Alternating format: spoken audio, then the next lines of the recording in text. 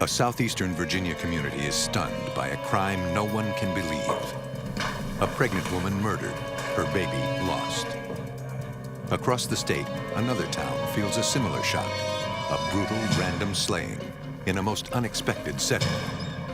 Two crimes no one could predict, with no eyewitnesses, few clues, and killers on the run. To solve the crimes, investigators must find the fatal twist.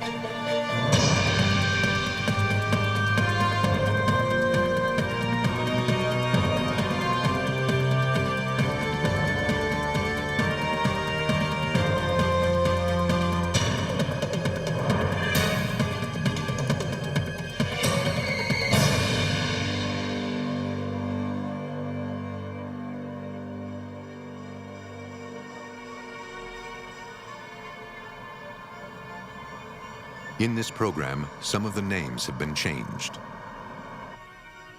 In Chesapeake, Virginia, on July 6, 2000, Raquel Foley came to the home of her neighbors, Martin and Melissa O'Connell. One of Melissa's co-workers had called Raquel and asked her to check on Melissa, who hadn't come into work that morning and wasn't answering her phone. Still on the line, the co-worker asked Raquel to check a back door. It was unlocked. Melissa's car was in the garage. Melissa! Melissa? In the kitchen, it looked like a dinner was prepared, but not eaten. Still here. No. Okay. Melissa? Melissa was known for being on time every day and was 8 months into a difficult pregnancy. All right. No, it's locked. Melissa? The bedroom door was locked. Something was wrong. Melissa! On the advice of the coworker, Raquel dialed 911 and reported her concerns to Chesapeake Police. Chesapeake officers and EMTs responded immediately. Melissa had developed gestational diabetes during her pregnancy. If she had passed out in the bedroom, she could go into a diabetic coma, endangering herself and the baby. They had to get to her.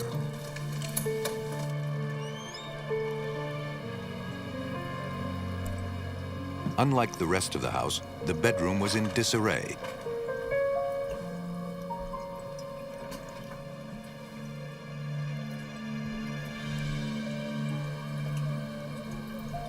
Then they discovered a body, face down in the bathtub.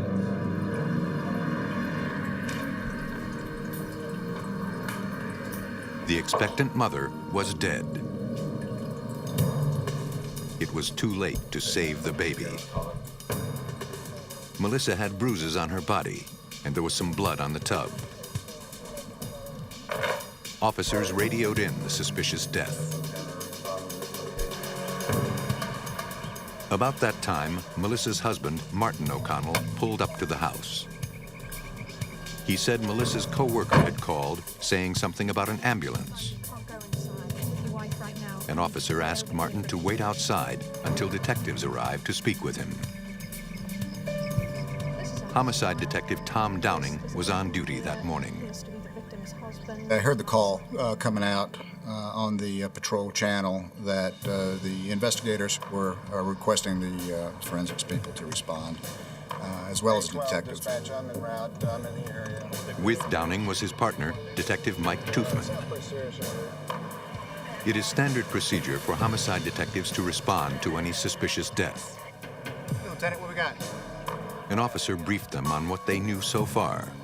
A dead body, signs of possible ransacking in the bedroom, an unlocked back door, and the woman's husband just informed of the death. Martin O'Connell was sitting up against the front of the house, adjacent to the garage door, with his head down. He seemed to be very distraught, and I asked him if he wouldn't mind coming into the vehicle so Detective Toothman and myself can interview him.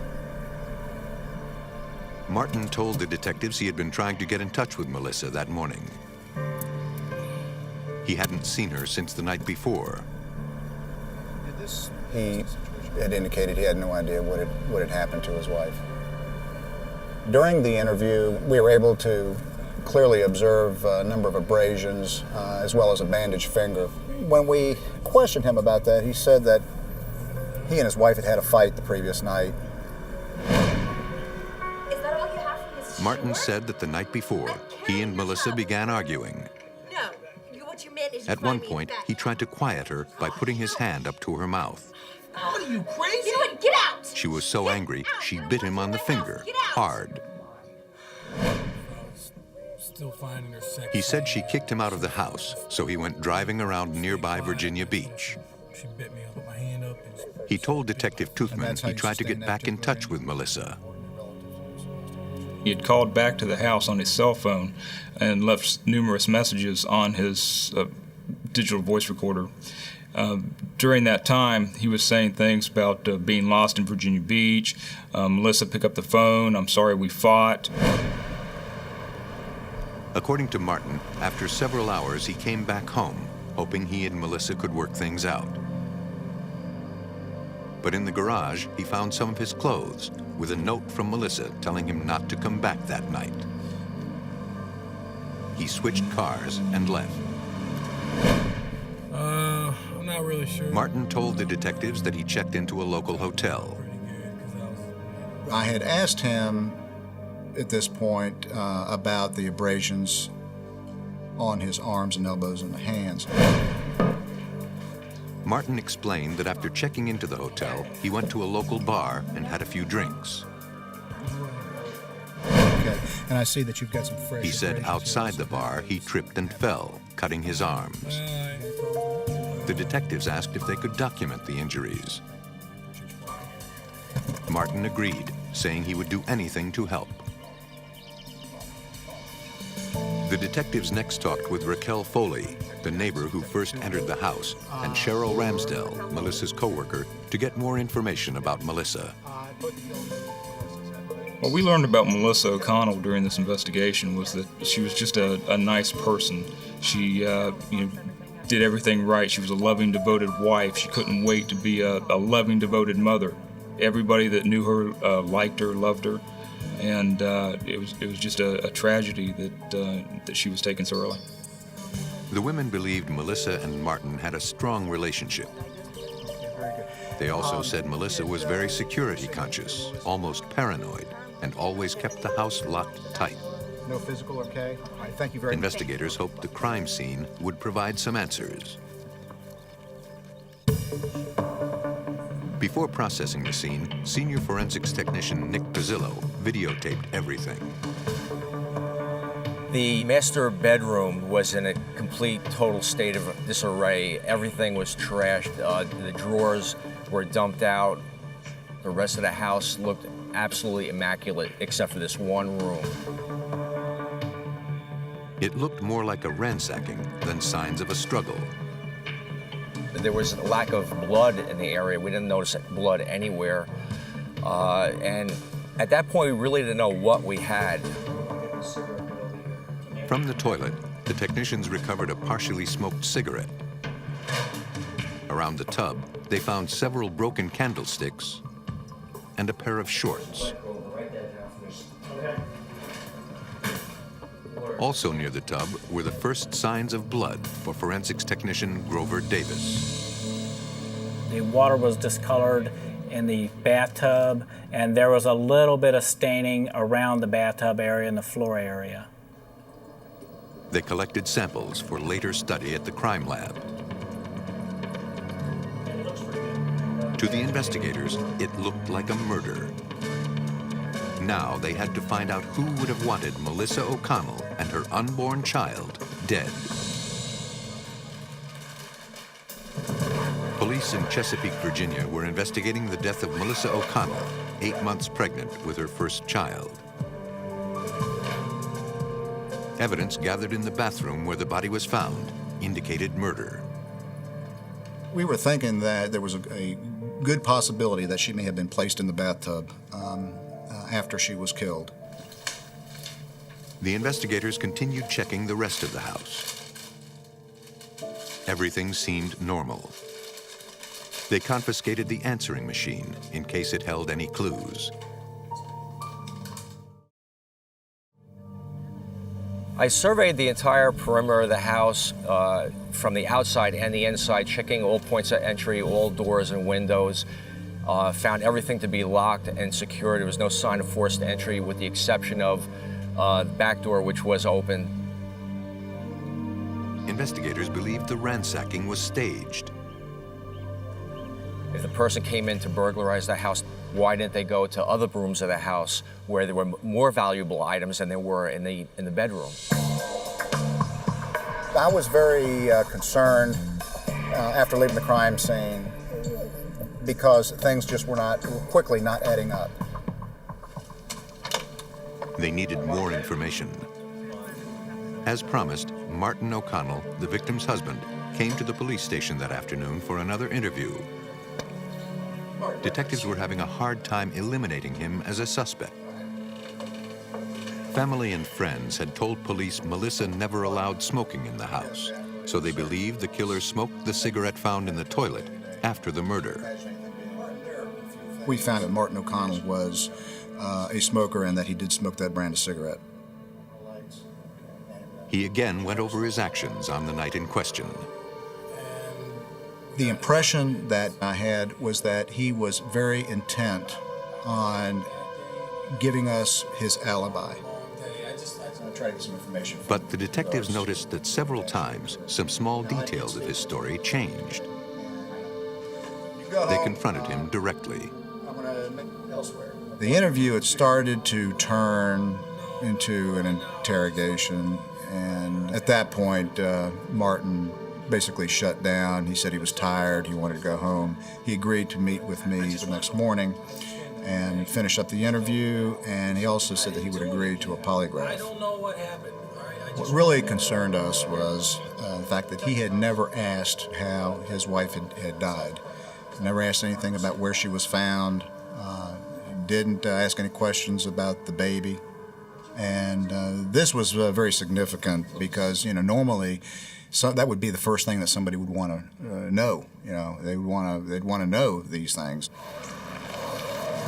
Perhaps the autopsy would provide more clues. Dr. Leah Bush led the medical team. When I first examined Melissa's body, I was struck by the number of bruises and scratches over her body, which indicated significant blunt force trauma. This woman had been beaten up. It was definitely a murder. Defensive injuries indicated Melissa fought back. She fought for her life. She tried to protect herself and her unborn child from being strangled and beaten to death. They had to prove who killed the mother and unborn child. Detective Downing asked Dr. Bush about Martin O'Connell's bite mark. Martin said he was facing Melissa when he put his hand up to her face. In your opinion? That is far more consistent with somebody having their hand over a person's mouth, trying to muffle their screams or using it as a control mechanism, and then she bit the finger on the side because that was the part of the finger close to her, such as this. And when she bit his finger, it wasn't a playful bite. A large piece of flesh was missing. This was somebody who was biting in an attempt to save their life. As each new fact emerged, Martin O'Connell looked more suspicious. But investigators had no solid evidence against him or anyone else. Homicide detectives Mike Toothman and Tom Downing still did not even know exactly where Melissa had been murdered. It had been made to look like a burglary, which we could tell it didn't make sense. It wasn't a burglary. We needed the forensics to tell us exactly what did happen. They secured a search warrant for biological samples. I called his attorney and I told him that I had a search warrant to obtain Martin's DNA, his blood, and some hair samples. Martin did meet me here at headquarters, and we had the paramedics draw the blood and pull the hair samples. The samples could be useful in later lab examinations. Investigators were trying to put together what really happened on the night Melissa died. Martin claimed Melissa bit his finger during an argument downstairs. Martin had told us that the actual fight, the confrontation that they had had the previous evening, occurred in the living room. And I even had him show me exactly the spot where they were at the time. After his telling us that, of course, we had the living room luminoled and processed, and there was no evidence of any blood there. Evidence technician Grover Davis began another search of the house, trying to determine where Melissa was attacked. The second trip that we took to the house, we found minute pieces of what we thought were blood or particles of blood on the door, and it led all the way down to the floorboard and the rug of the closet. We didn't notice it at first because it was so minute, and the closet itself didn't appear to be touched. It was a major discovery. We ended up sawing out some of the wallboard in the closet area, the floor area itself, a piece of carpet from the floor, any area that we felt could contain any blood evidence or hair or any bodily fluids. We sent those items to the forensic lab. Okay, good job. Police hoped the findings would point them to Melissa's killer. Downstairs, guys. Okay. Yeah, I think so. In July of 2000, Chesapeake, Virginia police worked to solve a heartbreaking murder. The beating and strangulation death of Melissa O'Connell, 8 months pregnant with a baby girl. The prime suspect was Melissa's husband, Martin O'Connell, who had fresh injuries that he tried to explain away to police. His story seemed unlikely, and police hoped to disprove it with forensic science. At the Eastern Laboratory of the Virginia Division of Forensic Science, DNA examiner B.J. Blankenship compared the DNA from the bloodstain evidence collected at the house to the known DNA profiles of Melissa and Martin O'Connell. On the carpet, the original blood sample that I found matched Melissa's blood. I then went back later and found several other lighter blood stains that one of them matched Martin, and 3 others were a mixture of blood between Martin and Melissa. When they're mixed together, that means that they were present together at the time the blood was shed. Then the examiner made another important discovery. As I was examining the carpet from the closet, and as I looked down, I noticed something beside the blood stain that was red.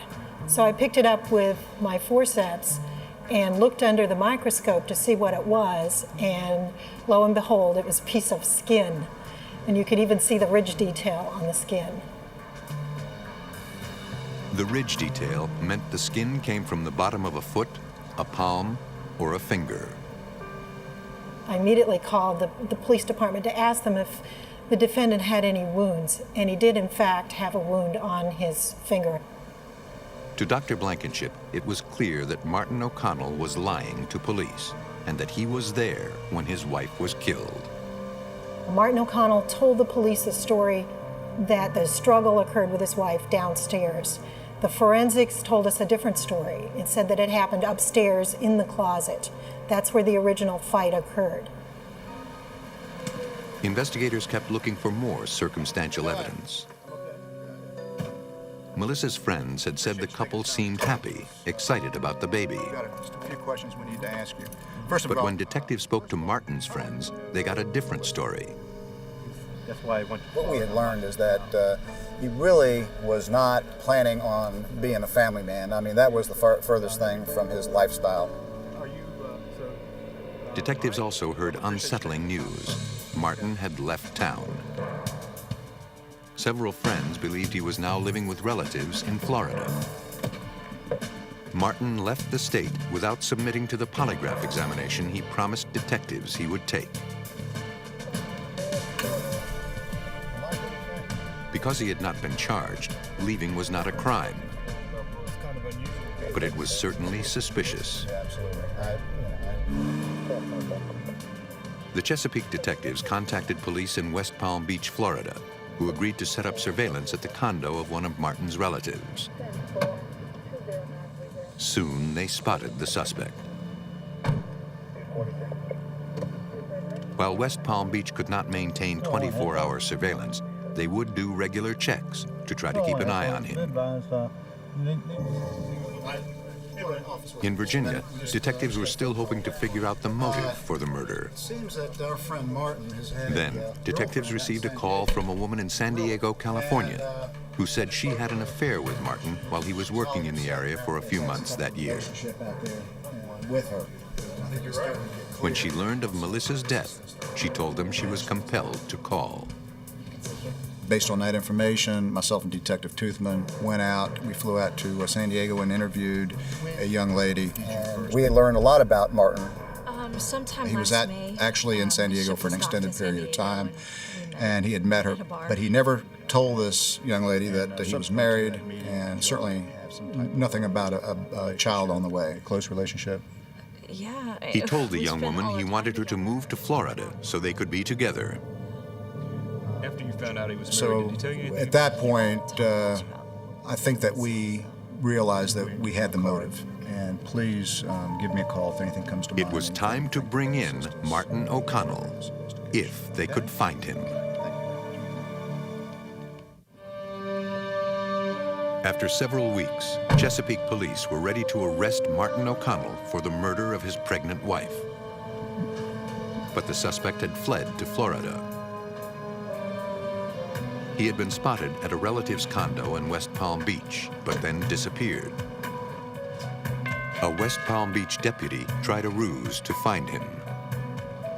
He spoke to the relative about a property damage report Martin had filed with the condo association, saying he needed to talk to Martin about it. The relative said she did not know where Martin was, but would try to have him call. The next day, the deputy received a message from Martin O'Connell with a phone number. He called the number and told Martin he needed his signature on a form about the damage claim. Martin asked him to fax it, but the deputy insisted he needed the original signed. He had to have an address. I'll get that in the mail to you. Reluctantly, Martin gave him the address in Clearwater, Florida. The deputy immediately called the Chesapeake detectives and gave them the address. Okay, thank you very much. They in turn called police in Clearwater and told them about the case and their arrest warrant. Clearwater PD agreed to attempt the arrest. That's him. Officers set up surveillance at the Clearwater address. It wasn't long before Martin O'Connell showed up and was safely taken into custody and extradited back to Virginia. Prosecutors and detectives worked together to bring this emotional case to trial. In June 2002, a jury agreed on what happened the night of Melissa O'Connell's death. Just weeks before the baby was due, the couple had an argument. In Melissa's walk-in closet, Martin attacked. When he tried to stifle her screams, she bit him, fighting for her life. But he was too strong.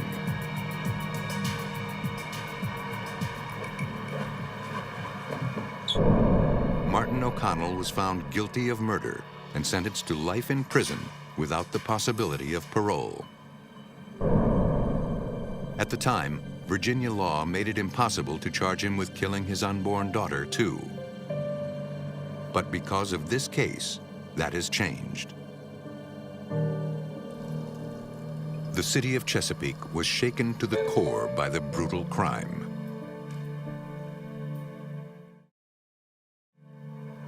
"300 miles to the west, another Virginia town was in for a similar shock.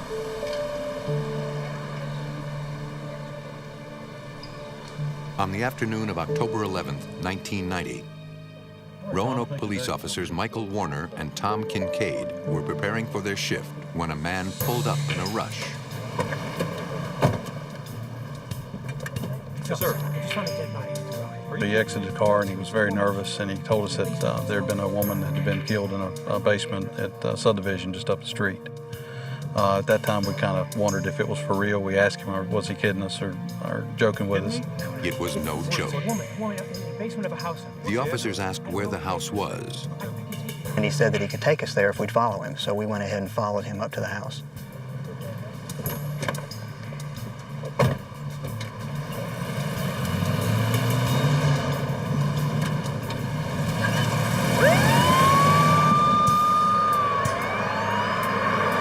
As they drove to a new subdivision nearby, the officers called in the report of a possible dead body. At the house, 2 women were waiting.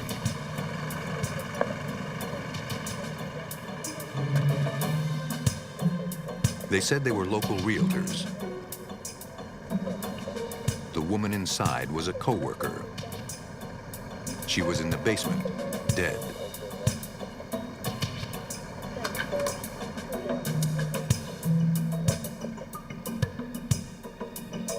The officers had to clear the house to make sure no one dangerous was inside. In the kitchen, they found a realtor's notebook and business card. They headed to the basement. In a large pool of blood lay a body. We were pretty confident looking at the victim that she was deceased, and there was no immediate first aid that we could give her. The officers called for detectives and crime scene technicians. What time did you arrive? Outside, the other realtors said the dead woman was named Carolyn Rogers. We're not aware of. I don't think so. But after this point, she was... The co-workers had come to the house looking for Carolyn when she didn't show up for lunch and found the body. None of them had seen anyone leaving the house. Roanoke County Police forensic evidence technicians soon arrived. It was up to them and the medical examiner to find the clues left behind and determine what happened inside the house. Also responding were county detectives. They would try to use those clues to find whoever was responsible. The patrol officers briefed the others on the apparent homicide. What we have inside is down in the basement, we have a white female that's deceased. The gentleman here is found behind me. I've interviewed him. Got his Detective statement. Phil Patrone knew the evidence search was critical. That's kind of where we're at right now. We had no eyewitnesses that we were able to determine immediately. We had just the victim in the basement. Forensic evidence technician Rick Moorer helped process the basement. We carefully went through the scene. We began to photograph it using a 35mm camera and documenting it through sketches and so forth. Medical examiner William Masello checked the body. This was a middle-aged woman that was lying face down, and there was a large pool of blood around her. Very obviously, she had sustained some sort of an injury which had resulted in bleeding, be it a gunshot wound, stab wound and all. I didn't really know what it was until I got into further examining the body. Body temperature indicated the woman had been dead for several hours. The most obvious clues were the bloody shoe prints. Preserving them was crucial for forensic scientist supervisor Michael Grimm.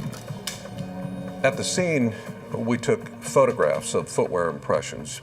And included in the photographs were scales to assure proper enlargement of the impressions once they were returned to the lab.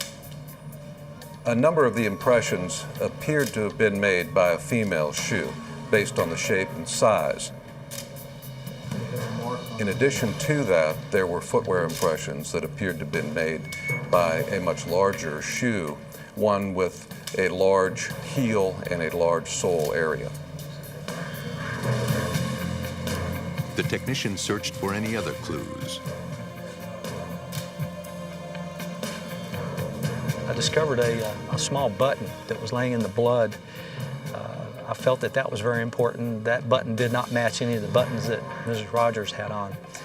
So we were very careful to collect that. The evidence suggested to police that this was definitely a murder. Investigators then looked to determine their first lead. There were no vehicles at the house.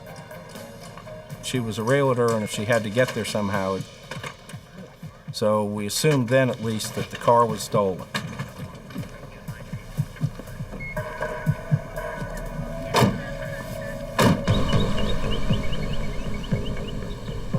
When police contacted Carolyn's family, they learned details about her car and put out an all-points bulletin for it.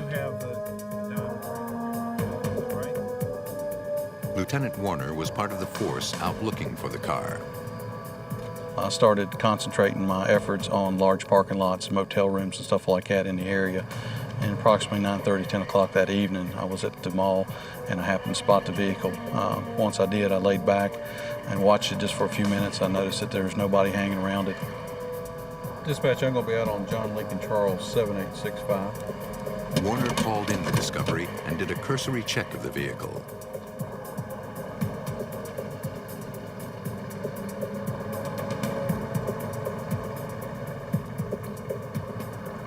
The door was locked. But inside, he could see a legal pad.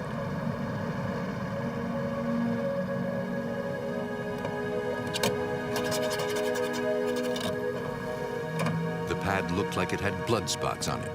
If so, it could help lead to the killers. Investigators sent the pad to the crime lab for immediate analysis. Roanoke Police Chief Ray Lavender looked for other clues. We immediately notified security at the mall where the car was located that if any other evidence or suspicious activity occurred in the area, we would like to know about it immediately. Any articles of clothing that might indicate a person had changed clothing, anything at all like that. Next morning, they got a call back. Some of the maintenance personnel at the mall had located a pair of shoes and had thrown those shoes into a dumpster. We immediately went to that dumpster. We located the shoes. They had small heels similar to the type of shoes that may have walked through the blood at the crime scene. We labeled them and tagged them and immediately took them as evidence and later submitted them to the lab. The investigators tried to work quickly. Whoever committed such a senseless and vicious crime had to be stopped fast. Roanoke, Virginia police believed 2 people were involved in the brutal slaying of realtor Carolyn Rogers. Technicians found 2 sets of bloody shoe prints at the scene and collected a legal pad with possible bloodstains from the victim's car. Yet investigators had no idea who the suspects were or where they went. They hoped more information would turn up at the autopsy. Assistant Chief Medical Examiner William Masello led the post-mortem examination. Cause of death in this individual was a stab wound to the chest, going right through the heart and the left lung. At the edge of the fatal wound, the doctor noted scalloped markings. Multiple blood impacts. And these were very suggestive of a steak-type knife or a knife with a serrated blade. The doctor also discovered a distinctive pattern of bruises on the back of the head. B-period blunt impacts. So this is the type of the thing you might see when some sort of an object strikes the head. The wounds were photographed for comparison in case a weapon was found. The victim's family had said she always wore nice jewelry, yet none remained on the body. Bruises indicated someone had forcibly removed her ring and earrings.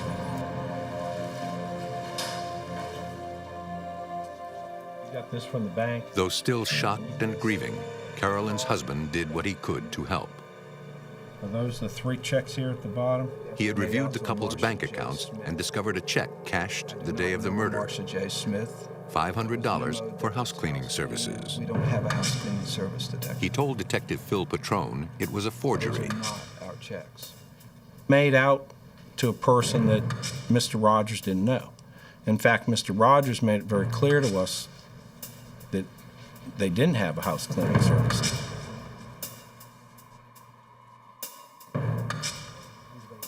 How you doing? Detective Smith. A detective went to the bank and spoke to the manager there. The manager had saved the canceled check, made out to a Marcia J. Smith. The teller that took this, is she working here today? Yes, she's here today. At the Virginia Division of Forensic Science, examiners did the processing. To develop any unseen fingerprints, the forged check was sprayed with ninhydrin aerosol.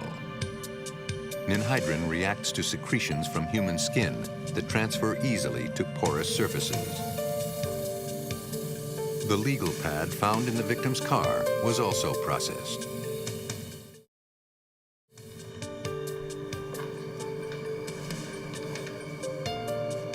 Forensic scientist Michael Grimm introduced heat and steam from a household iron to cause the reaction.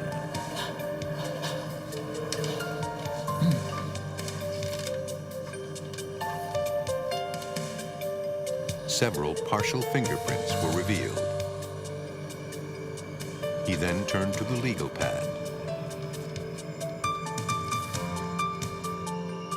During that examination, a fingerprint was developed in the lower right-hand corner on the front page of the notepad. This fingerprint was photographed and subsequently entered into Virginia's Automated Fingerprint Identification System, also known as AFIS. Within a matter of minutes, a potential hit was returned to the laboratory. It was for a woman named Wendy Horst.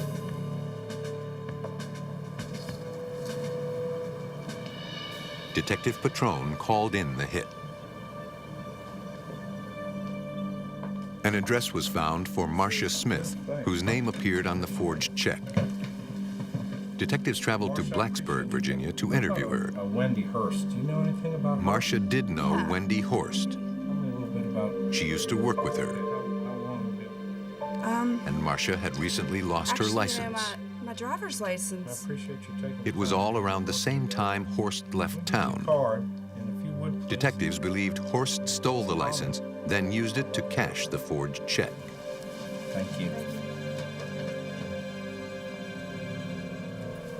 Detective Kern soon received a background check on Wendy Horst. She was the girlfriend of a known violent offender named Danny King.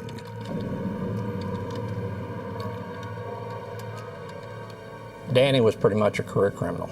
He had been involved in a number of crimes, a number of violent crimes. He had just gotten out of prison. He'd been out of prison 10 days when this offense occurred. Danny, just absolutely a ruthless criminal. Roanoke police went to King's last known address and spoke with a relative there. Yes, I am. She was a very cooperative person. She was very sorry for the reasons that we were there. The woman said Wendy Horst had lived with her until Danny got out of prison recently. Saw them. What were they doing? She had observed a license plate taken off the female accomplice's vehicle, put onto a van that Danny and his accomplice had just driven in with one day. On the 11th. The day after the Rogers murder, the couple left town. And they were in a rush to leave. Investigators did not know where the pair had gone, but now they had a license plate number. They entered the plate, as well as descriptions of the van and the two suspects, into the National Crime Information Center's computer system, and put out a nationwide teletype requesting law enforcement agencies across the country to look out for the couple. The chances were slim. The couple could be anywhere. Then, on October 15th, just 4 days after the murder, a state trooper on patrol in New Philadelphia, Ohio, spotted a van at a rest area. November Charlie 7406 on a gold. He called in the plates and learned the van was possibly connected to a murder in Virginia. 518, if you'll send me a 10. The trooper called for backup. Two brutal killers might be inside.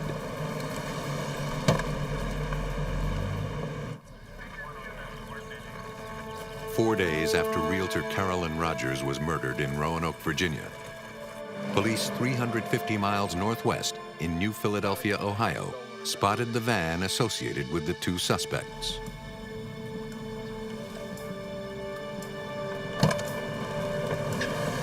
As soon as other state troopers arrived as backup, they moved in. Passenger, stick your hands out the window. Driver, get your hands out the window. Hands out the window. I'm standing up the door. In the passenger seat was Wendy Horst. Come out of the car nice and easy and face forward. Right hand on top of your head. The driver was Danny Right King. hand on top of your head. Walk back. The two were taken into custody without a struggle. She ain't got nothing to do with this. Chance in the hood. She ain't got nothing to do with this. In their preliminary search of the van, Ohio troopers noticed a keyring with the logo of the victim's real estate company.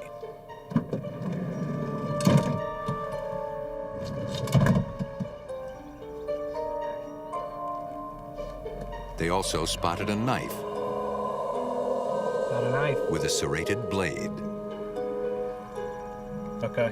Ohio authorities contacted Roanoke Police Chief Ray Lavender. I had received word from the Ohio Highway Patrol that they had located Danny King and his accomplice. I got the first flight out of Roanoke, which was about 4 a.m. the next morning. After getting a warrant, the Roanoke police conducted a full search of the suspect's van. They found some clothing, both male and female, that appeared to have blood on it. One piece caught their attention.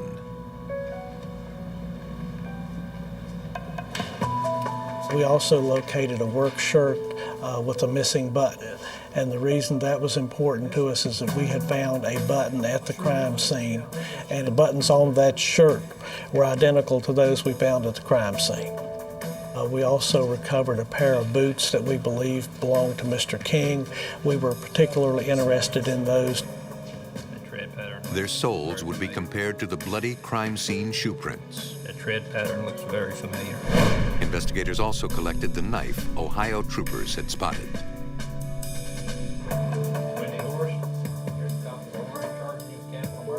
After collecting the evidence, the detectives went to interview Wendy Horst. She admitted to forging the check and pawning the ring. She said that she was present at the house at the time of the murder, but swore she did not see it actually happen. She said that she really didn't know what happened, that Mr. King was in the basement with a real estate agent, and he came out of the basement, ordered her to get in the car and drive to the local mall. As the interview continued in Ohio, examiners in Virginia processed 2 more forged checks that had been recovered. Prints were lifted from the new checks and compared to King's known prints.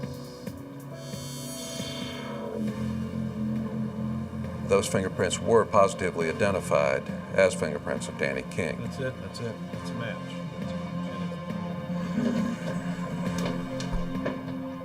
It was time to interview King. No.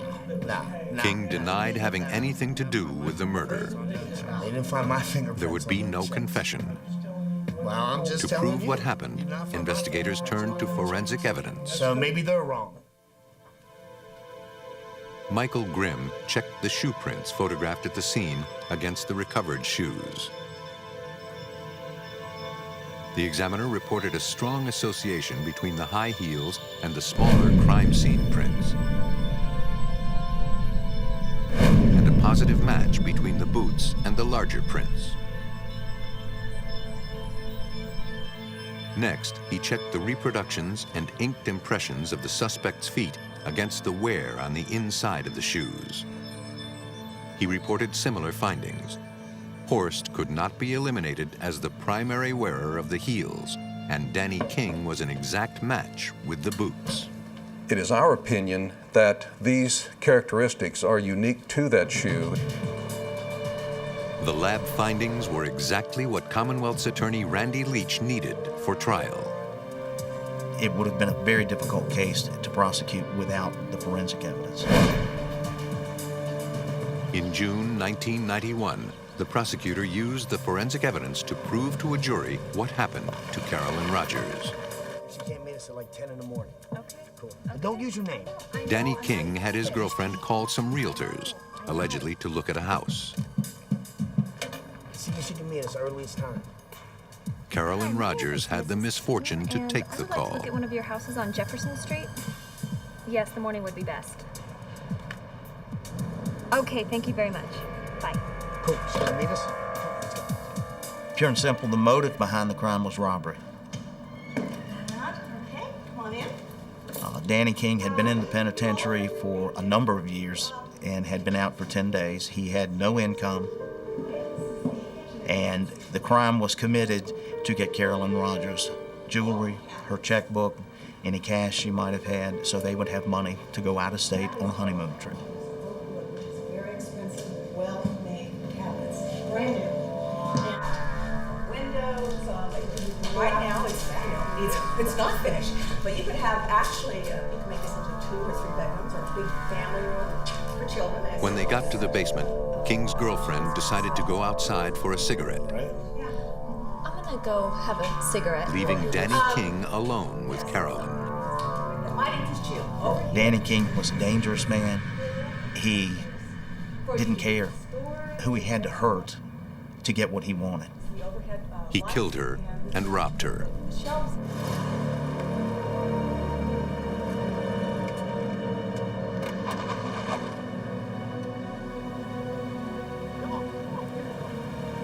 They parked the victim's car at a local mall, where Danny wiped it down to get rid of any fingerprints.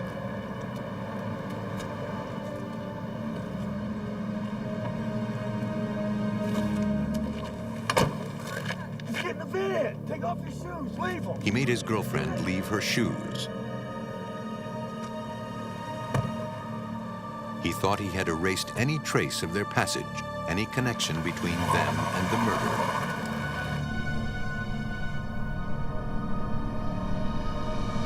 But the Roanoke investigators and lab examiners found all the evidence they needed. Guess you know why we're here. Fingerprints, shoe prints, even a shirt button. We were able to show the jury that not only had he stabbed her, and not only did she die a horrible death there, but that she had been stomped in the head with his boot.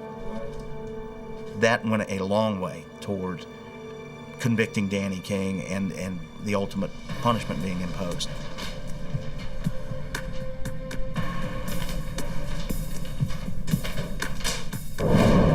The jury found Danny King guilty of forgery, robbery, and murder, and recommended the death penalty. He was executed on July 23, 1998. His accomplice was convicted of accessory after the fact and received 5 years. She has since been released. Many homicide victims place themselves in dangerous situations. When the purely innocent are taken, police and forensic examiners work especially hard to find answers in the fatal twist.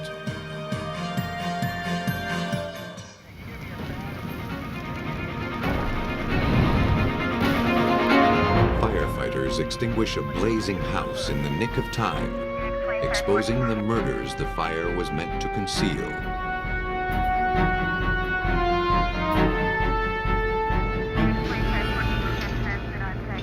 A woman's death in her bathtub looks like an accident, at least at first.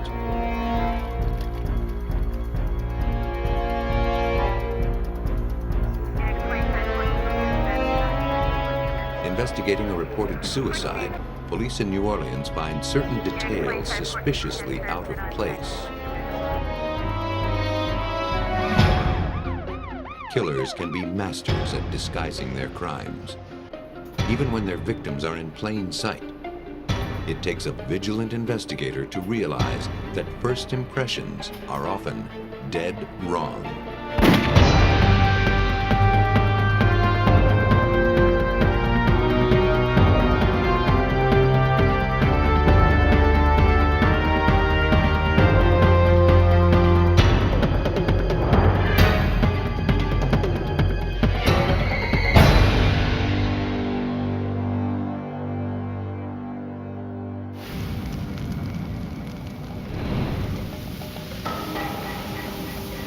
In the small town of Benton, Virginia, on August 29, 1994, a passing motorist saw smoke rising from a house just before dawn. Firefighters battled the blaze for several hours before bringing it under control. Okay, can you give me your status? You making any headway on the fire? Yeah, we got most of it knocked down. We're still negative on a search. The patterns of the burns and the speed at which the fire spread told them this was arson. Had the motorist not called when he did, the house and all it contained would have been destroyed beyond recognition. The fire team was not in time to save the family who lived there. 4 people, including 2 small children, were dead. 11C, go ahead, back your hay line out of the building. But once the smoke cleared and smoldering ruins were examined, it became apparent that this family did not die in the fire. Downstairs, Teresa Hodges had been strangled. Upstairs, 11-year-old Winter Hodges and 3-year-old Anna Hodges had been shot. In the master bedroom, the body of their father, Blaine Hodges, was found with a single gunshot to the head. A .22 caliber pistol without a barrel lay near his body. Special Agent Barry Cassie of the Virginia State Police had a theory about what happened. It was pretty obvious that the evidence was just screaming, that's the words I use, of murder-suicide. And as the morning wore on, it became even more evident that it was a murder-suicide. Blaine Hodges had recently been convicted of embezzling from his employer, the United States Postal Service. Police believed that Blaine, despondent over his impending prison sentence, had killed his wife and his children. Then he doused their home with fuel oil, set it afire, and shot himself in the head.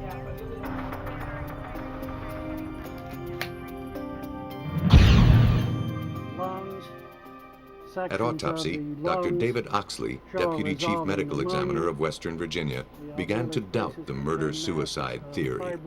Well, when I examined the bodies, all 4 of the bodies, I noticed the thing that struck me was that the man, Blaine Hodges, had been dead considerably longer than the other 3. The body of Mr. Hodges was quite decomposed. The other bodies were not.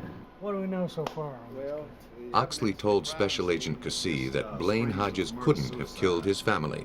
24 to 36 hours, find out what He'd died at least 12 hours earlier than they did.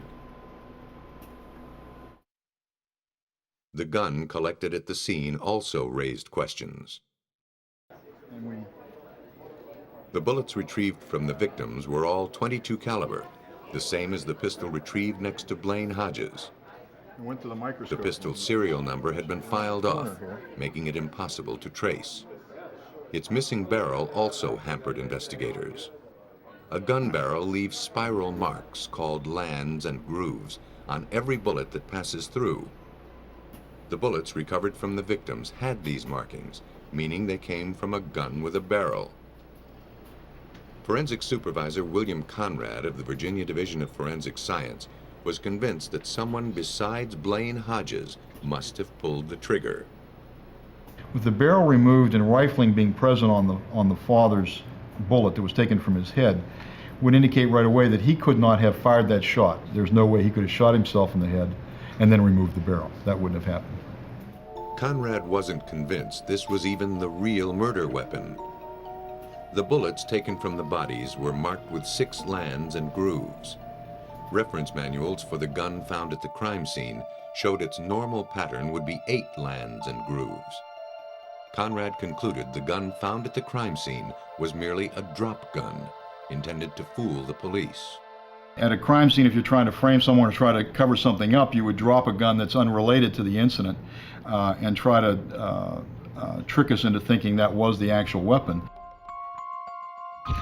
What looked like a murder-suicide at the crime scene had morphed into plain murder in the forensics lab. Aside from tipping detectives off, the gun was of little use at this stage in the investigation. They had no suspects, no ballistics to compare, and apparently not even the murder weapon. All that detectives could be sure of was that someone else had killed the family, then tried to make it appear like murder-suicide. The killer had hoped the flames would consume the evidence. Detectives sifting through the ashes at the crime scene now had a new assignment: to smoke out the killer. Police had no idea who killed the Hodges and their 2 daughters. They questioned friends, hoping to gather clues about their enemies. Their closest friend was a man named Earl Bramblett. He frequently stayed with the family.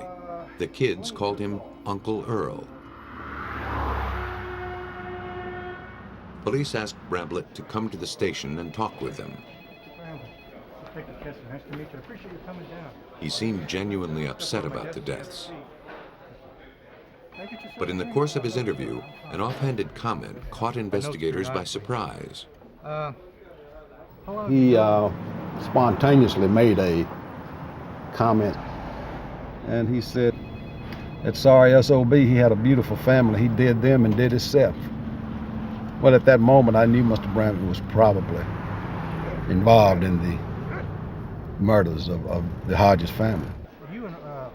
I knew that in order for somebody to know that outside of the police, that they would have had to have been in there when the murders occurred. The media hadn't reported the murder-suicide story, and the police hadn't mentioned it to anyone outside of the force. Bramblett had revealed a detail only the killer would have known. Gassi kept his suspicions to himself. He needed more evidence before he could act on them. Bramblett agreed to come in for another interview later. When he failed to show, the police went to the motel where he was staying, since he had no fixed address. When he didn't answer the door, the detectives obtained a room key from the motel manager to make sure he was all right. Bramblett arrived just in time to stop them. Now belligerent, he dared them to place him under arrest. To the police, he was behaving like a man who was guilty. You want to arrest? You think I've done something wrong? Who believed the police would never be able to prove it. Bramblett's own words had made him a suspect, but words alone proved nothing.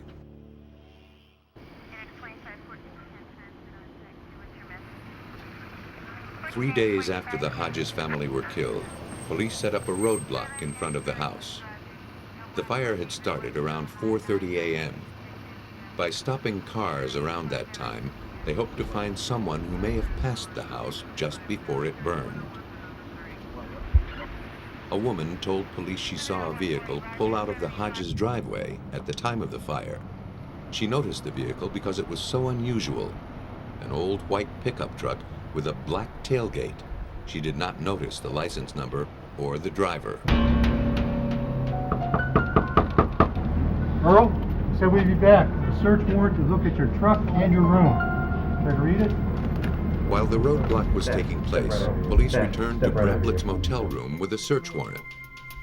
As Bramblett stood by, they searched for anything that might suggest his involvement in the deaths of Blaine Hodges and his family. Outside stood his white pickup truck with its distinctive black tailgate.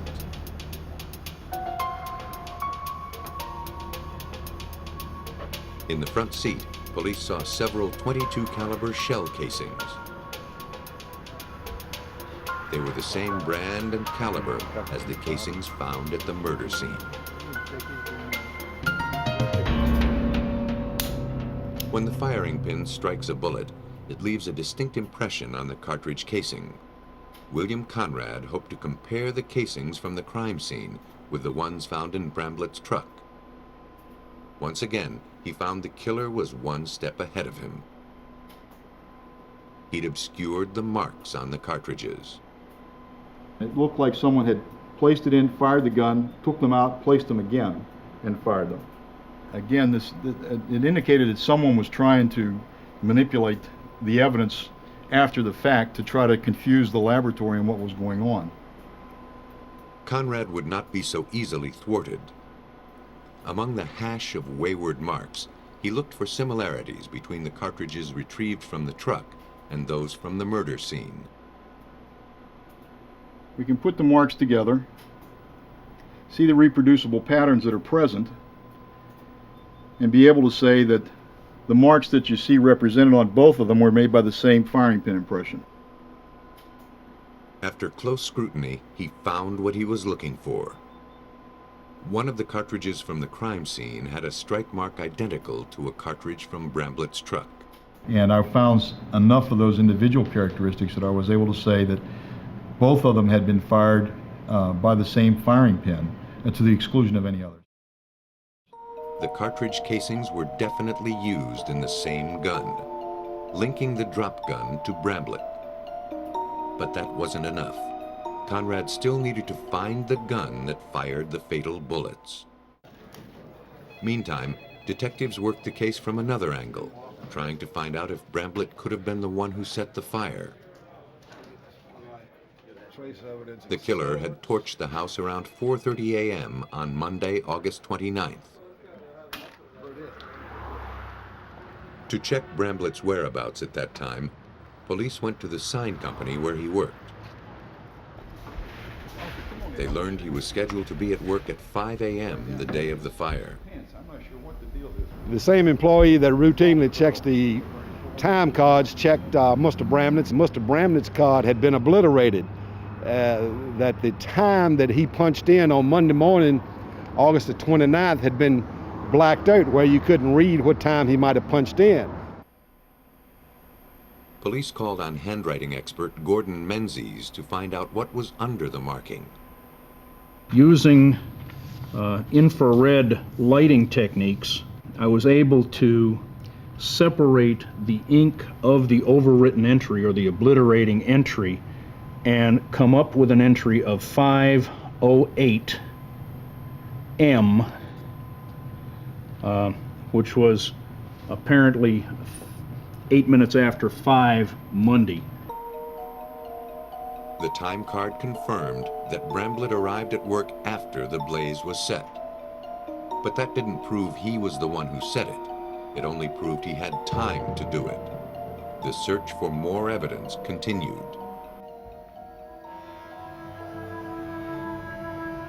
Bramblett's employer told police that the morning after police searched Bramblett's motel room, Earl arrived at work seething with rage. 1 hour later, a co-worker noticed water running under a door. He found a pair of blue jeans thought to be Bramblett's. They smelled of the solvent used at the sign company. The manager thought them important enough to turn over to the police. Authorities hoped the jeans still held some clue to link Bramblett to the fire.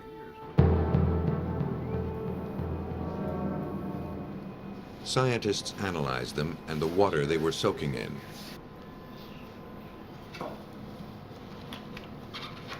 To identify the chemicals in the fabric, the jeans were placed in a canister with a solvent called pentane. After they had soaked for 15 minutes, the pentane was poured off. The solvent evaporated under a fume hood, leaving behind a soup of the compounds from the jeans. The liquid was placed in a gas chromatograph. A readout identified each compound soaked out of the jeans. One was a commercial solvent used by the sign company. The other was fuel oil, like that used to douse the home of the murder victims. Investigators believed that Bramblett had tried to rinse the oil-soaked jeans clean, carelessly leaving them where anyone could find them. Though the jeans were potential evidence, they were, like everything else so far, circumstantial. Investigators pressed on. Hoping that Bramblett's carelessness didn't stop there, they looked for more evidence in the dumpster at the sign company. Along with documents belonging to Bramblett, they found a T-shirt bearing the words William Byrd High School, class of 2001. One of the murder victims, 11-year-old Winter Hodges, owned such a T-shirt. It was missing from the crime scene and unaccounted for. The shirt found in the dumpster had apparently belonged to the victim. Investigators were encouraged. Only Bramblett would have had access to both the shirt and the dumpster. Still, it proved no wrongdoing.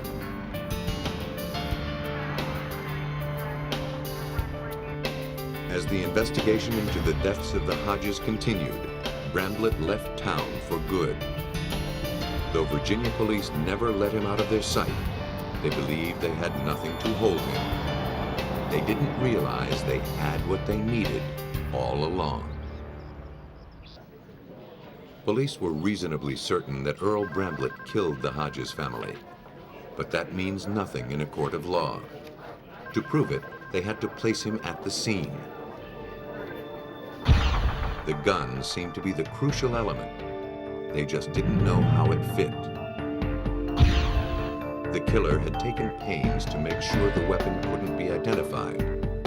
Without a serial number, it couldn't be traced. Without a barrel, investigators had no way to perform a ballistics test. They had no reason to believe that the gun from the crime scene was the murder weapon. According to William Conrad's reference manual, a bullet fired from this gun would show 8 lands and grooves. The bullets recovered from the Hodges showed only 6.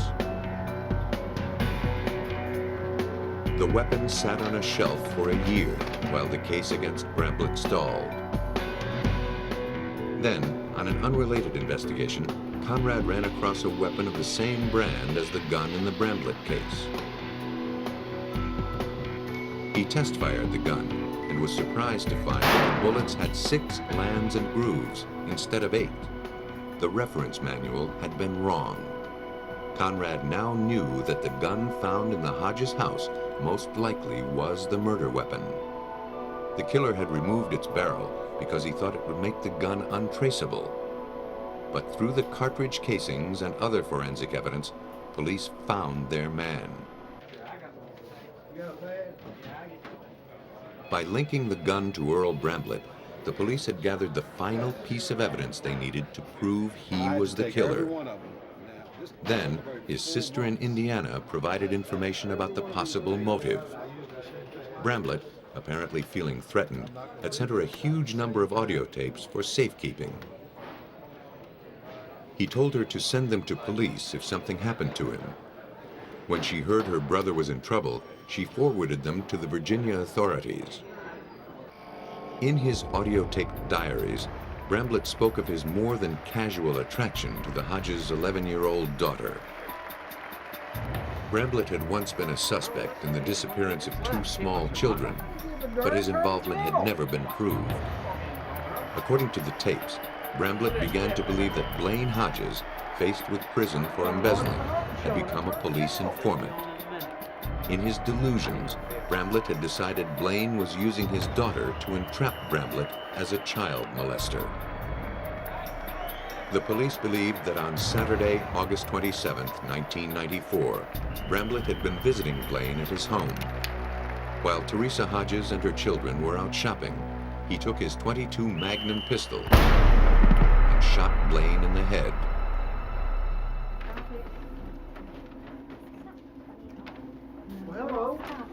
According to friends who saw them later that day, Bramblett told Teresa when she came home from shopping that Blaine, despondent over going to prison, needed some time by himself. Blaine took off. Like the good uncle he pretended to be, he bundled Teresa and the children into his truck and took them camping in the nearby mountains. As Blaine Hodges lay dead in an upstairs bedroom, his wife and children went off with his killer. They would have only a 24-hour reprieve. The next day, Bramblett would resume his killing by strangling Teresa Hodges. Having killed both parents, Bramblett saved his last horrifying act of violence for the children.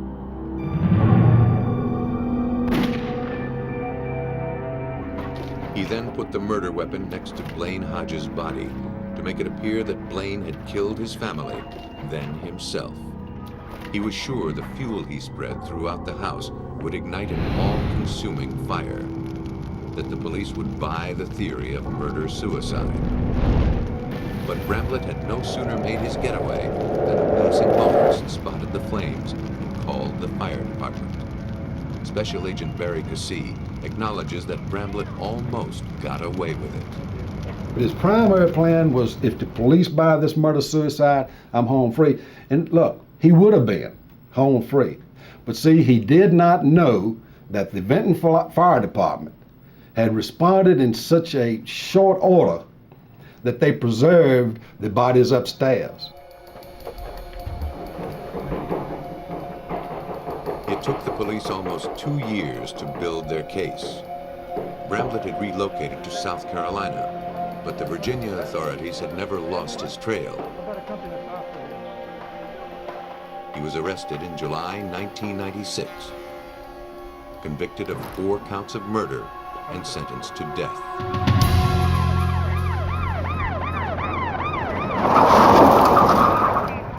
Killers can disguise their crimes in many ways, but the truth often lies just below the surface.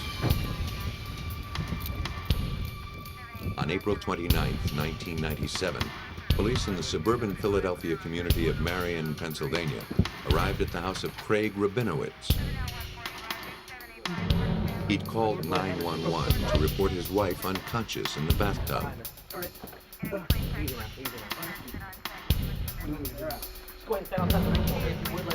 They found Rabinowitz clutching his wife, Stephanie, still in the tub where he'd found her. He told police he'd discovered his wife on her side, her head underwater. He had no idea what caused his wife to drown. Paramedics tried to revive her, but she was dead. Detective Charlie Craig saw no signs of foul play in the death of Mrs. Rabinowitz.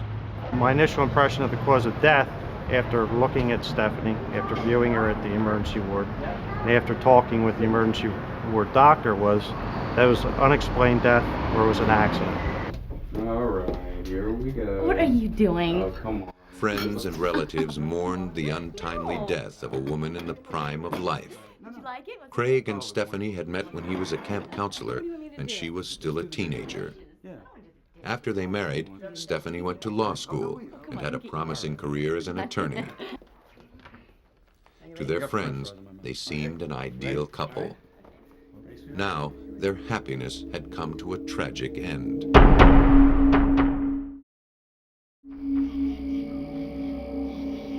Craig told police that on the night of his wife's death, he was watching a hockey game while she took a bath. He heard a thump coming from the bathroom, like the sound of a shampoo bottle hitting the floor. When his wife failed to emerge from the bath after 35 minutes, he went to check on her. That's when he found her submerged in the water, her face blue. He tried desperately to bring her back to life, then called 911.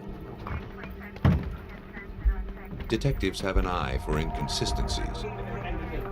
And though they had no reason to doubt that the death was an accident, one fact seemed bothersome. The paramedics mentioned that the victim was wearing jewelry, including a watch. Charlie Craig's partner, Detective Richard Peffel, asked some of his female friends if they bathed with their jewelry. And almost exclusively, every woman said, absolutely not. The first one I did was the first night I got home about 4 a.m. and I woke up my wife from a dead sleep. Nance, if you took a bath, would you wear all of your jewelry? And she looked at me and said, no, why? And I said, don't worry about it, go back to sleep.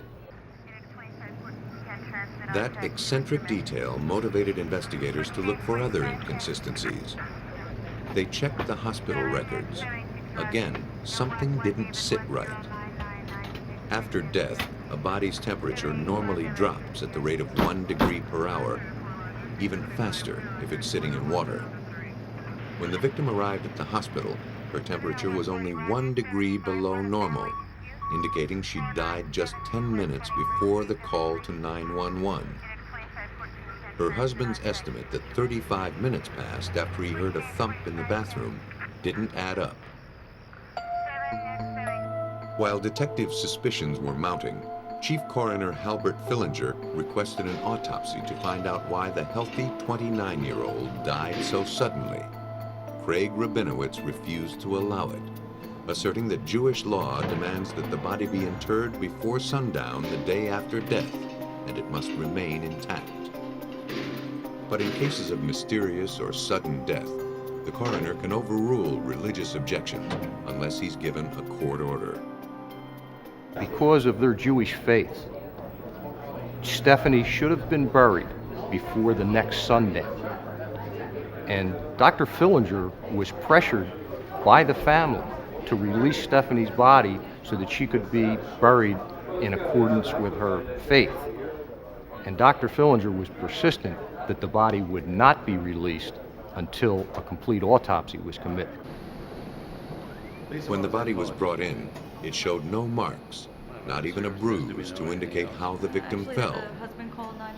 According to Fillinger, that's not unusual.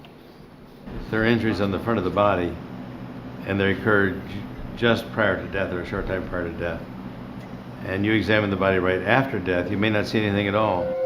But by the time the autopsy was conducted, 12 hours after she died, the victim's wounds began to reveal themselves and the truth about her death. The medical examiners believed they were about to begin a routine autopsy on the victim of a mysterious death. Though the circumstances were tragic, examiners didn't expect them to be criminal. But they soon found themselves face to face with homicide. The first indication of foul play came with a look at the skin below the victim's eyes, where bruises made a silent accusation. But as the blood drains away from those sites of injury, leaving the surrounding skin quite pale, then the area of bruising stands up like a beacon in the night. Bruises such as these come from lack of oxygen, most often when a victim chokes or is choked. Strangulation was a possibility worth looking into. The victim showed no external marks around her neck, but beneath the skin, the tissue damage confirmed Fillinger's suspicions.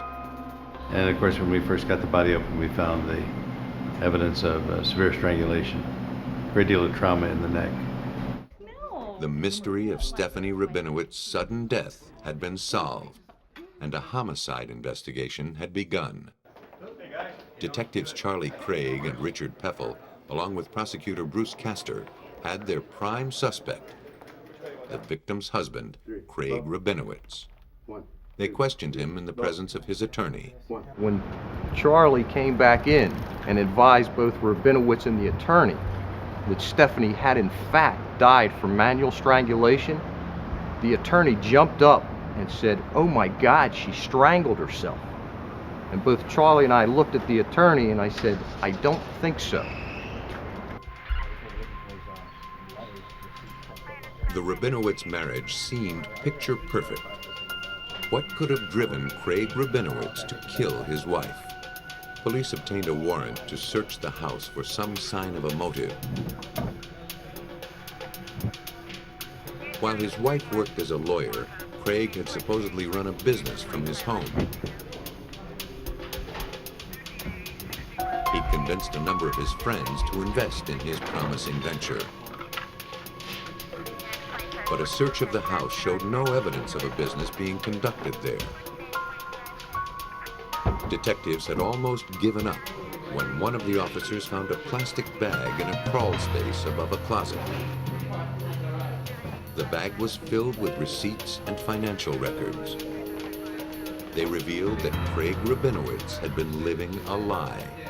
When we went through the bag, we found some pretty important items, including a list or a ledger. We also found other receipts from pawn shops, indicating that some jewelry had recently been pawned. And we also found receipts from furniture stores, the furniture that he had bought, apparently another woman. So during this whole case, he was pictured to be this loving, happy, devoted husband, and in this bag, we found otherwise.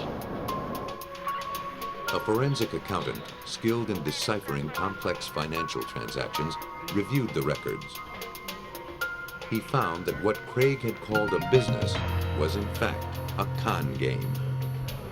He'd swindled his investors and convinced his trusting wife to remortgage their home. He then spent the money not on business, but to support his secret life. Credit card bills totaling $54,000 came from a single location, a strip club in Philadelphia. He'd been seeing one of the dancers there, showering her with gifts. At the time of his wife's death, Craig was hundreds of thousands of dollars in debt.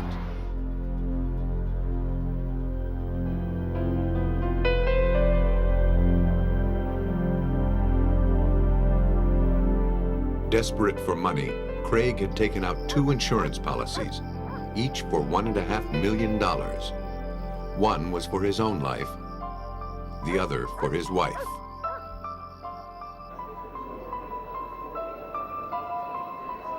In a ledger found in the attic, Craig had calculated his net worth in the event his wife died, proving the crime was premeditated.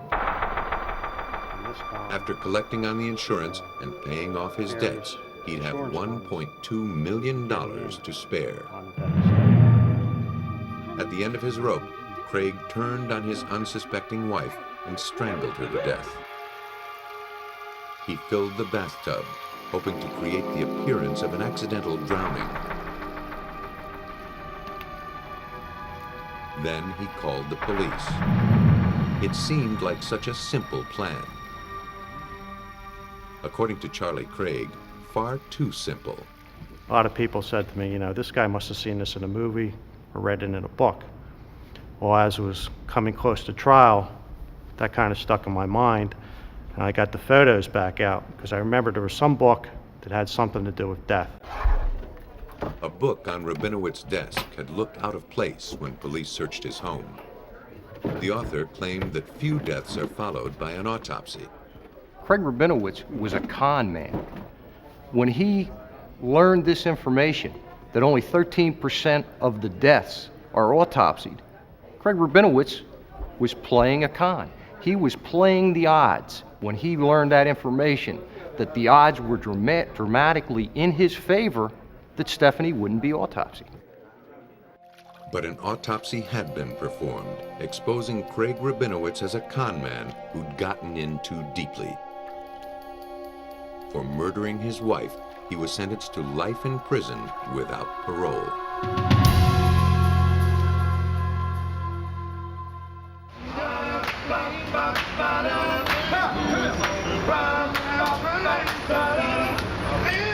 Lurid events take on a life of their own. On the streets of any town, people love a good scandal, especially when it involves respectable citizens. In New Orleans, a town not easily shocked, investigators found themselves in the middle of a scandal that made the Big Easy a little queasy.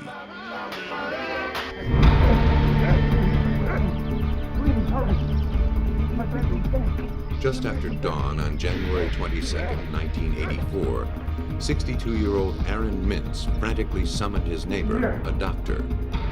Mintz explained that his wife had just shot herself. The 2 men rushed upstairs to the master bedroom. There, the doctor found Pam Mintz lying face up on her pillow, a bullet hole in the right side of her head. In her hand was a pistol. The doctor checked for vital signs as Mintz waited anxiously nearby.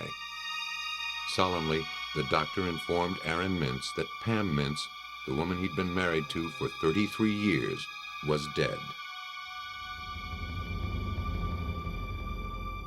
The doctor called the police to notify them of the suicide.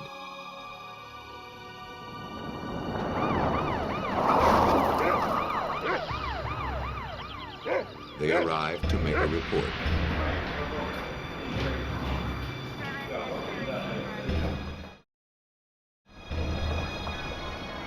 Detective John Dillman led the investigation. Shortly before daybreak, or right at dawn, I received the call of a suicide at the residence of Aaron Mintz. Proceeded to that location, thinking that I was going to handle a suicide. Investigators assessed the scene, expecting nothing out of the ordinary.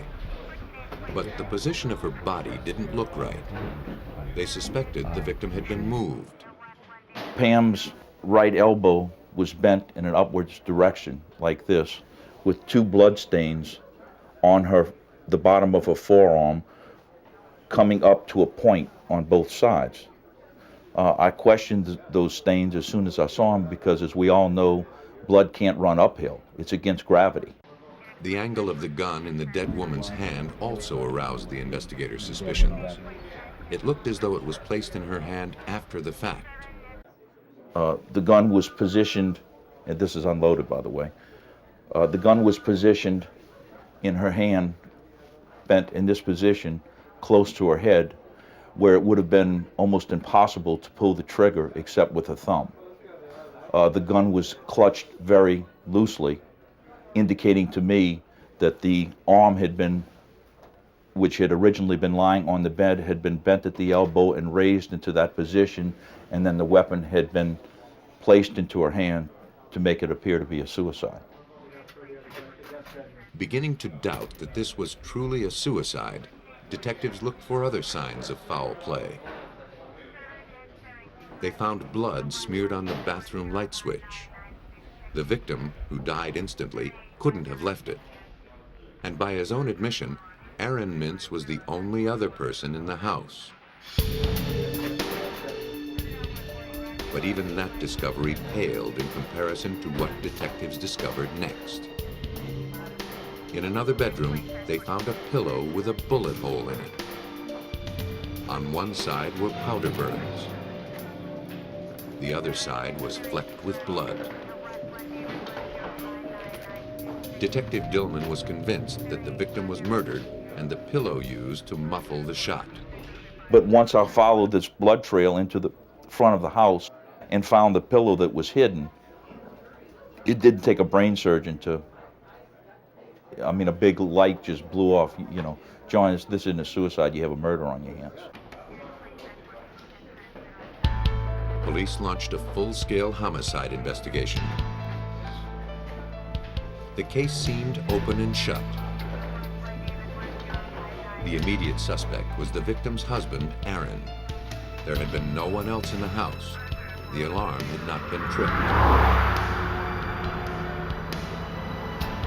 Aaron Mintz was a prominent member of the community. He denied murdering his wife. Anxious to clear his name, Mintz agreed that same day to have his hands tested for traces of gunpowder and gunmetal. If he'd fired the gun, the residue would cling to his skin. But Aaron admitted he had washed his hands before the test was conducted. The results were negative. The test failed to prove Aaron killed his wife, but neither did it prove him innocent. Investigators turned their attention to the evidence collected at the house. They focused on the bloodied pillow found in the other bedroom and the switch plate from the bathroom. In 1984, when the crime occurred, DNA testing was not yet available. but the blood type matched the victim's.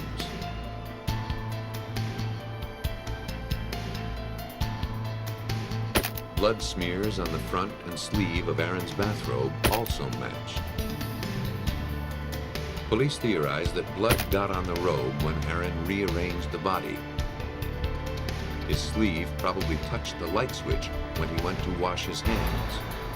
All right, so you went downstairs. You relaxed, watched a little TV, and then fell asleep? Yes. And what happened then? It didn't take much digging for police to determine a possible motive. They learned that Mintz was having an affair with a young woman named Lois Porsche. Pam Mintz found out about her husband's infidelity 2 weeks before her death. She angrily confronted Aaron. She wouldn't let him go without a fight. She didn't want him embarrassing her in public. And when Aaron began showing up in the circles of their friends with the girl that he was having the affair with, she became irate. She was going to take him for everything he was worth. And he knew it. Investigators suspected that Aaron killed Pam so he could be free of the marriage without losing his fortune. According to their scenario, Aaron had gone to his wife's bedroom after she'd fallen asleep.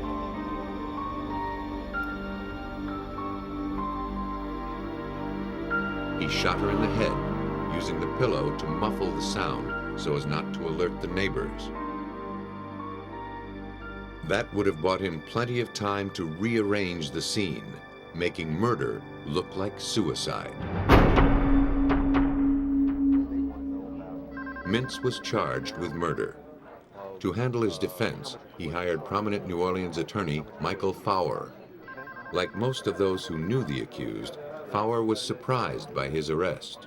I would found it most unlikely, that he would have been a subject of a homicide investigation. But by the same token, I didn't know that he was having an affair. The case was sensationalized in the local press, which gave major coverage to the blood-stained pillow. In the court of public opinion, Aaron's guilt was a foregone conclusion.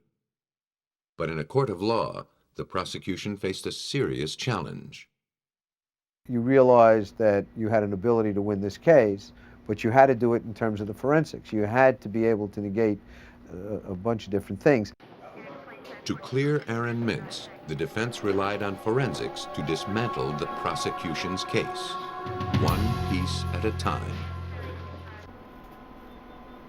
A blood-stained bathrobe, a smeared light switch, and a bullet-pierced pillow. This was the evidence presented in the death of Pam Mintz. I went upstairs and I found Palmer. We've been over this before. I know that. To the prosecution, it pointed to Aaron Mintz as a murderer. I saw my wife dead on the bed. But the defense saw things differently. They began with Aaron's bathrobe, smeared with his wife's blood.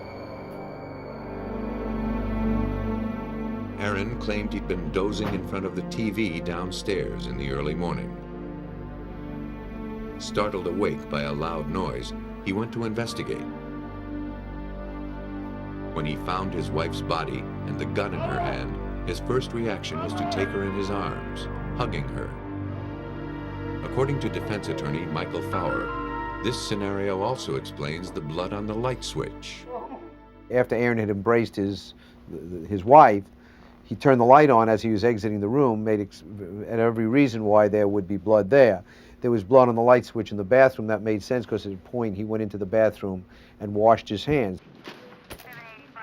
The scenario explained away all but the most dramatic piece of evidence, the gunshot pillow.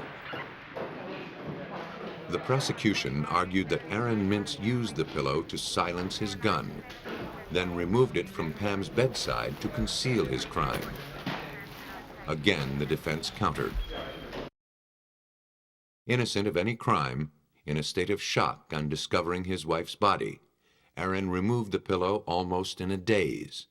He merely wanted to get it out of his sight without thinking how it might appear to police. It's only significant if it's a pillow that was used in a homicide. If it's not a pillow that's used in a homicide, it's like a dirty sock. What difference does it make? He just removes it.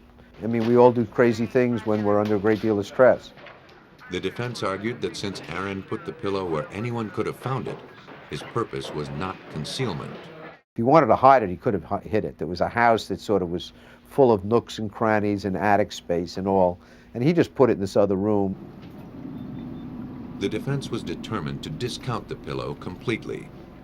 They stuck with the idea that Pam Mintz killed herself, but they asserted that the fatal bullet wasn't fired through the pillow. The defense had the pillow examined by Irving Stone of the Southwestern Institute for Forensic Sciences in Dallas. He set out to ascertain whether the fatal bullet was in fact fired through the pillow, as police had assumed.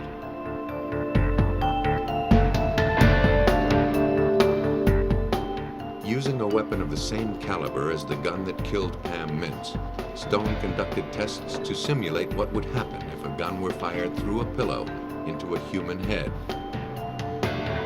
As a target, he used a sponge soaked in simulated blood within a heavy plastic bag. Stone shot the bag through the pillow from various distances. He demonstrated that if a pillow had been used to muffle the fatal shot, a great deal more of the victim's blood would have ended up on the pillowcase.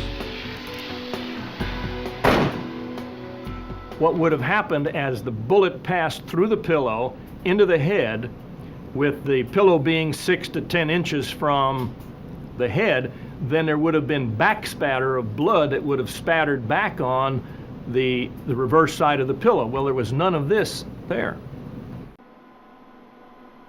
The blood on the pillow at the crime scene was hardly noticeable.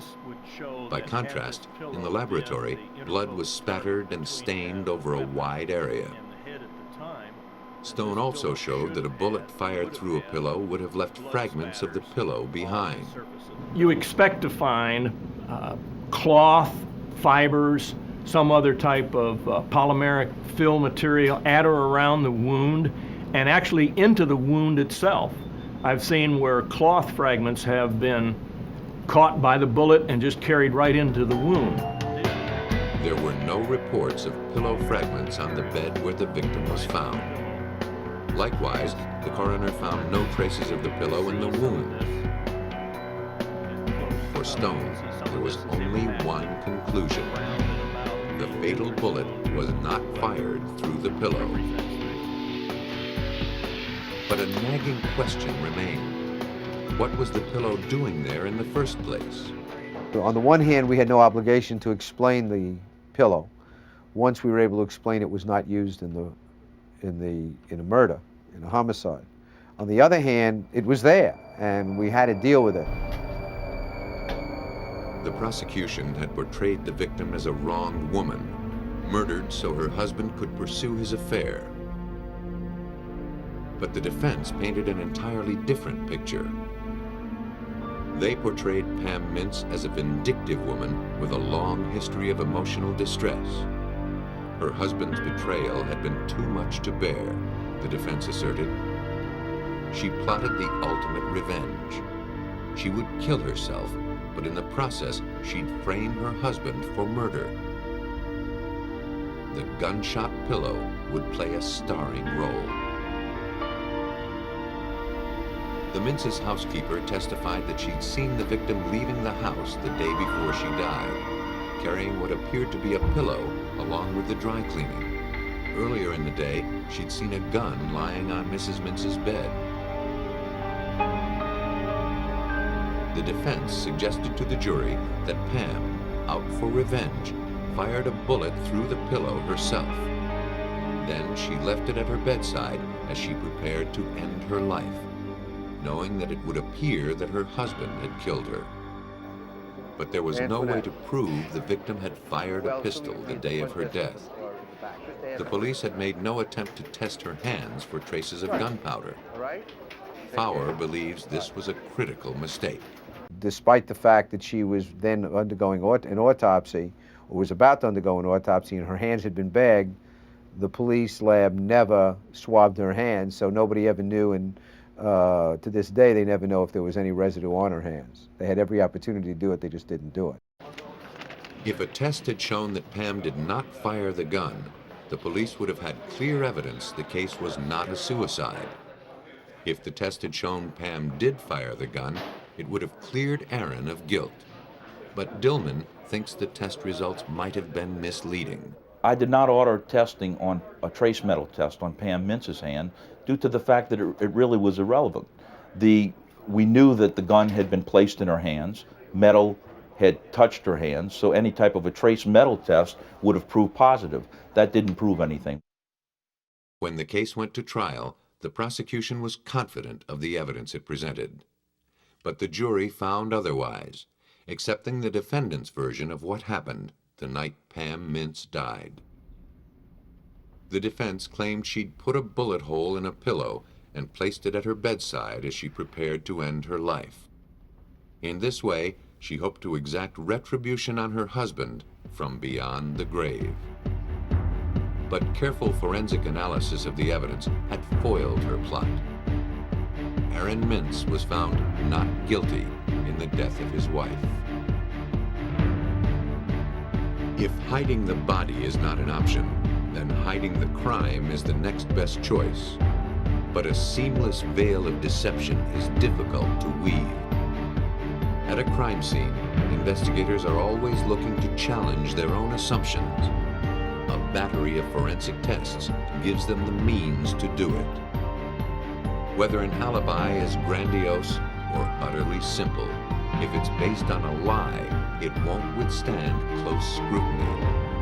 Time and again, killers who believe otherwise